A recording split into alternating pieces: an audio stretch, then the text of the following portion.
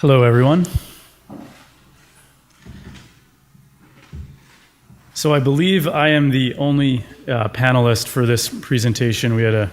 I had another person that was going to assist me that wasn't able to make it this afternoon. So this presentation usually takes me about 15 or 20 minutes.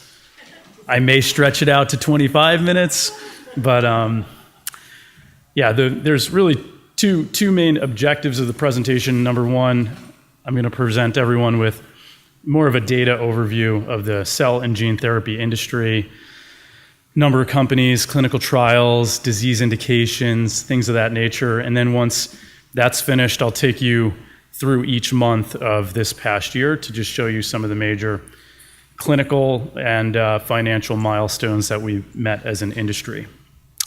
To start off, my name's Rob Margolin. I am the Vice President of Corporate Development for Cognate Bioservices. Cognate is a cell therapy-focused contract manufacturing organization, but over the years, I've maintained a database. It used to be used for the Alliance for Regenerative Medicine. We continue to work on it over at Cognate, and I would say it's one of the more complete and accurate databases in the industry. So to start off, if you look at the industry at large, and this is again cell and gene therapy, we have a total of about 580 companies that make up this industry. This could be a little larger or smaller depending on who you talk to, but in our database we have about 580 companies. 302 of those are in North America, 166 in Europe, 92 in Asia, and then we have a few others scattered in South America, Australia, New Zealand. Of these 580 companies, those included cell therapy companies as well as tool and service companies. But if we look at just the therapeutic companies, we're looking at about 134 major companies on the cell therapy side and approximately 111 on the gene therapy side. Of those on the cell therapy side, about 70% are public, 30% private, and on the gene therapy, it's the exact reciprocal. So of those 134 products in the cell therapy space, we are tracking 289 clinical trials. So a lot of times you'll see people present that there's maybe, 30,000 cell therapy clinical trials worldwide. These are industry-sponsored trials. And then on the gene therapy front, 111 products that are in right now 154 trials. Of those in the cell therapy, 173 are preclinical, 257 are actually clinic, and 107 preclinical and 92 in phase 1 through 3 trials. When you take a look at the products on the market, we have 34 cell therapy products that are marketed today, most of those being for musculoskeletal, dermatology, oncology, and inflammation/immunology. And then on the gene therapy front, we have uniQure's Glybera. When you start looking at these technologies and what are the major indications they're targeting, of course we know that there's a plethora of diseases and indications that these are being developed for, but the phase 3, the majority of the phase 3 technologies are being used in oncology, cardiovascular, dermatology, and musculoskeletal on the cell therapy front, and cardiovascular, oncology, and dermatology for the gene therapies. Phase 2, fairly similar trend, but we start seeing CNS come into play for the cell therapies, and quite a bit more activity in the hematology space and the cardiovascular space on the gene therapy front. And as you go into the phase 1s, again, CNS starts developing further, and you can just see the trends of some of the more first or second generation technologies to the more modern ones. And then when you go into the preclinical, you can see how at this point CNS actually becomes the most dominant of the therapeutic categories. So that gives you a bit of a flavor of what's in the pipeline. And now moving over to the actual events of the year. This is for September. In September, we saw 2 data announcements. We had Aduro Biotech released phase 2 results for pancreatic cancer. Brainstorm announced its phase 2 analysis for ALS. We had 2 new trials start, one for Capricor, another for Cytori. We had Vericel completed its enrollment for the ischemic dilated cardiomyopathy trial. And then we had 2 special designations in January. One was for Kite Pharma for its diffuse large B-cell lymphoma CAR-T technology, and Gamida received FDA and EMA orphan drug designation in January. On the business front, Aduro raised $51.4 million in a Series D. We saw a few partnerships. We had Intellia and Novartis around the CRISPR technology, another CRISPR collaboration between AstraZeneca and a few other academic centers. Amgen and Kite announced their partnership, and then we had Cardio3 acquire OnSite for $10 million upfront and $50 million in milestones, and Intrexon also acquired Zyopharm. The major news for January was the Amgen Kite deal, $50 million upfront, $252 in milestone payments. So moving on to February, and this is going to be somewhat of a granular presentation, so if no one wants to listen to all these data announcements, I will not be offended if you like them. Okay, good. So for February, we had Pluristem announce its phase 1/2 trial. We had a few new trials start. We had Lion Bio in the immunotherapy space, and 2 additional trials by Cytori, and again, a FDA breakthrough designation to Bluebird Bio for the lentiglobin beta thalassemia technology. On the business front in February, we had an IPO by Bone Therapeutics, another IPO by Spark for $185.2, and we saw a further collaboration between Kite and NCI, and Voyager and Genzyme had a collaboration for CNS disorders, $100 million upfront and $745 million in milestones, which was the big data announcement for February. Moving on to March, we had clinical data announcements by Stratotech for severe burns. We saw the phase 2 trial top-line data from Neuralstem. We had a phase 1/2 trial initiate with Asterius, and that is for the spinal cord injury, and Medigene US phase 1/2 for their DC vaccine for AML.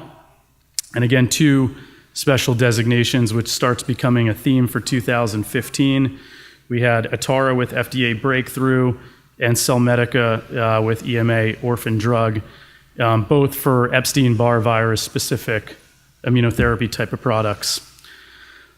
On the business front, SEMA Therapeutics had a $44 million Series A round. Selectus had its very successful $228 million IPO.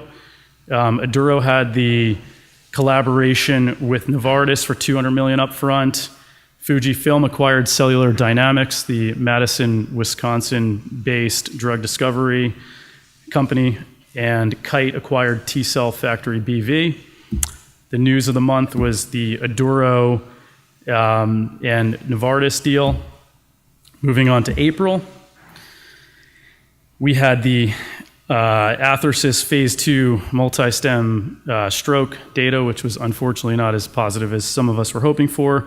We had data from Juno, Okada, 2 trials started by Replicel for the chronic Achilles tendinosis. We also had a trial start by Cardio3, which is at this point in time now Celiad. And we had enrollment completions by Capricor and Stem Cells Inc. and 2 special designations, one for Cytori and the second one for Capricor in California.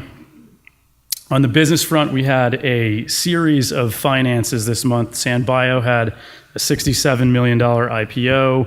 Voyager raised $60 million in a Series B. Jounce had a $56 million Series B. Dimension 65 Series B. Northwest Bio raised $40 million on a follow-on, and Unicure had an $88.5 million follow-on. Mesoblast extended its collaboration with Celgene, which again happened about a month ago for the second time. MedImmune had the partnership with Juno. MolMed entered the CAR-T field by exercising its options with San Rafael, and Bristol Myers Squibb and Unicure had the collaboration for cardiovascular disease with $50 million up front. and $471 million in milestones. Moving on to May, we had clinical data announcements by Juventus was successful in their ischemic heart failure trial. Stem Cells Inc. published phase 1/2 top-line data for their spinal cord injury trial. And then we had a plethora of news come out from the ASCO event for Adaptimmune, Juno, Novartis, Kite, and several other companies in the immunotherapy space. Renuron started a US phase 1 trial, so those are our friends over in the UK. And Renuron also received FDA Fast Track for its retinitis pigmentosa trial. And FiberCell also received a rare pediatric disease designation. On the business front, we saw the Adaptimmune IPO for $191 million. Regenex Bio raised $70.5 in a Series D, and Juventus had a $13.5 million financing. On the business front for deals and collaborations, we saw Bluebird enter a licensing agreement with 5 Prime. Our company Cognate acquired Akron Biotechnologies.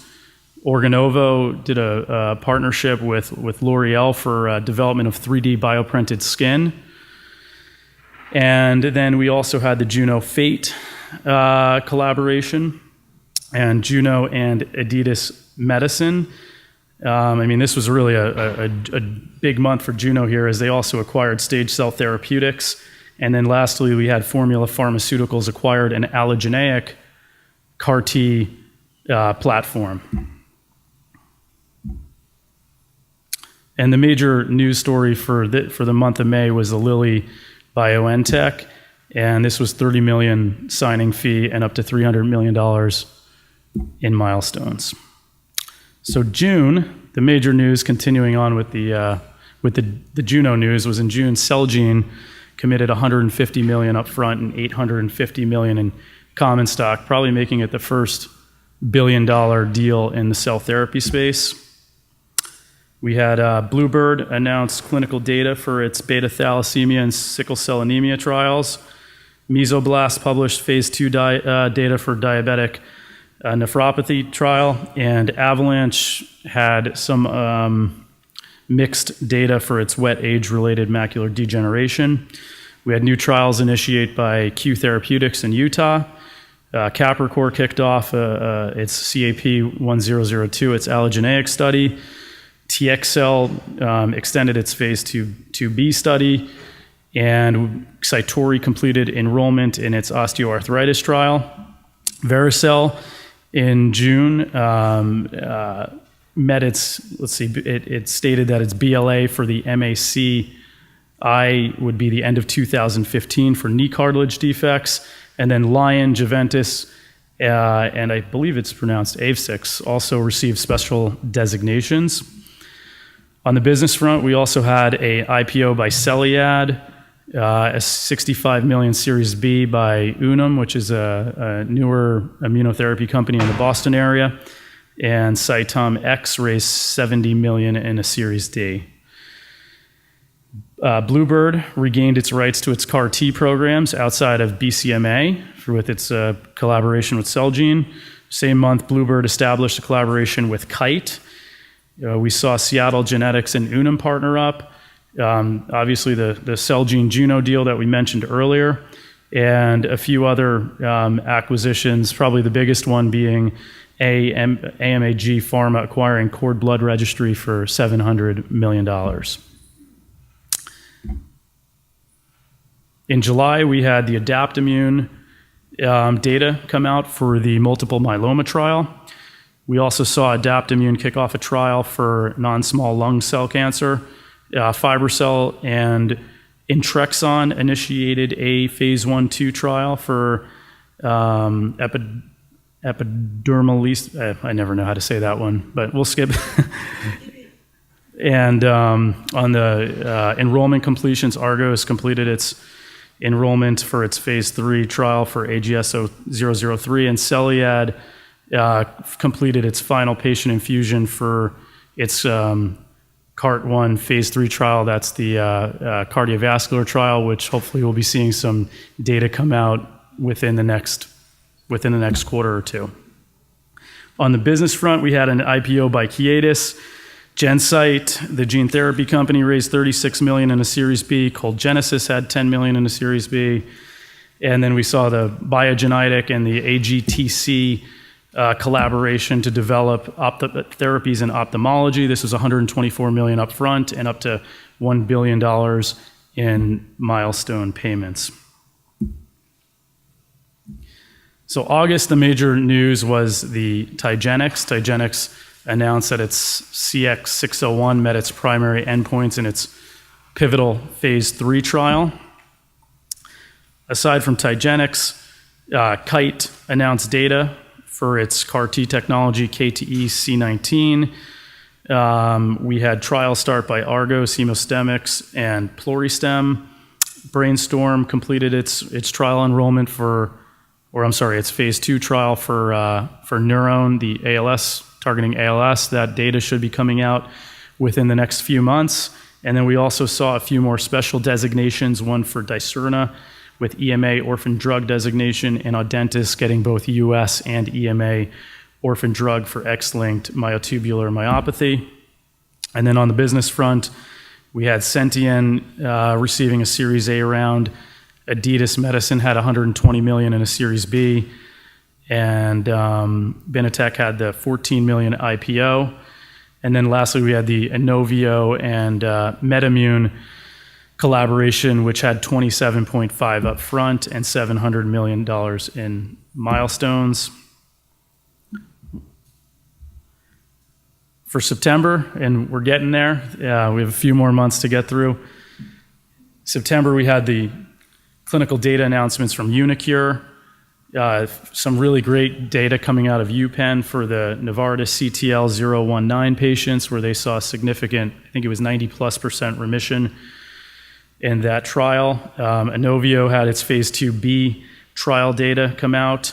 We had Dimension and Cytori initiate trials. Aduro completed its enrollment in its metastatic pancreatic cancer trial. And Mesoblast, with its partner JCR Pharma, had their product approved in Japan. For special designations, we saw Dimension, TXL, and Amarantis all receive either fast track orphan drug or orphan drug designations. And on the business front, we had the Regenex Bio IPO for $159 million, as well as a few other follow-ons in Series A, and the Audentis acquired Cardiogen Sciences as well in September. So moving on to October, we had clinical data announcements by Spark, Mesoblast, Cytori, a plethora of INDs and trial initiations, and again, a few more special designations by Regenex, CellCure Neurosciences, and AGTC. Audentis Therapeutics raised $65 million in a Series A. We had the Dimension Therapeutics IPO, and the major deal was the Vertex and CRISPR Therapeutics collaboration on the Cas9 gene editing technology, and that was what I placed for the news of the month in October. For November, which is the last month I'm going to cover for this presentation, we had the clinical data announcement from Organogenesis that Apligraft received marketing approval in Switzerland. We had a few new trials kick off, one by Kite Pharma for refractory mantle cell lymphoma.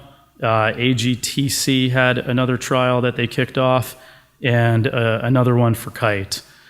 On the special designations, we had another EMA and FDA orphan drug by Bone Therapeutics. And on the business side, we had $35 million raised from Nightstar X and a $42.5 million Series B for Solid GT. And then lastly, we saw Astellas acquired Okada Therapeutics, which was originally the Advanced Cell Technologies. And the news of the month I selected for November was the Apligraft receiving the approval in Switzerland. So now, with that being the overview, and we start looking into the trends for this past year, I think one major trend that we saw is there's been a real acceleration in the number of special designations, especially for some of these technologies in the cancer and immunotherapy space. these companies are literally flying through the clinical pipeline, which is really exciting, and hopefully we'll see some of these products even get to market in 2016 and 2017. So 2014, I think, was really the kickoff of the autologous gene-modified T-cell therapies.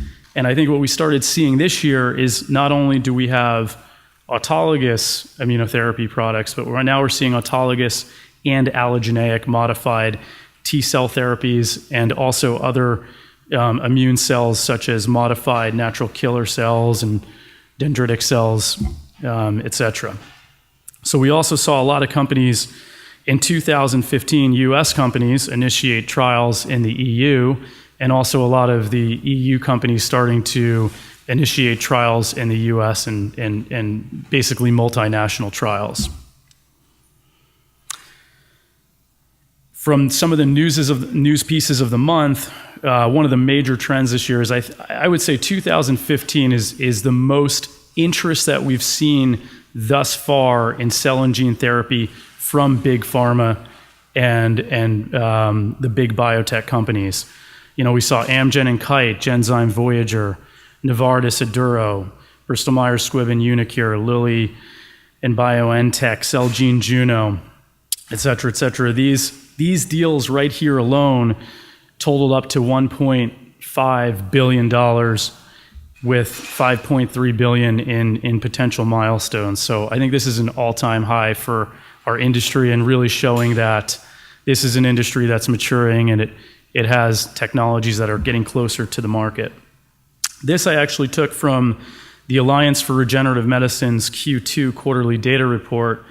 And what you can see when you look at the total financings for the first half of 2014, and then you look at it on top for 2015, you can see that our industry has done incredibly well in 2015.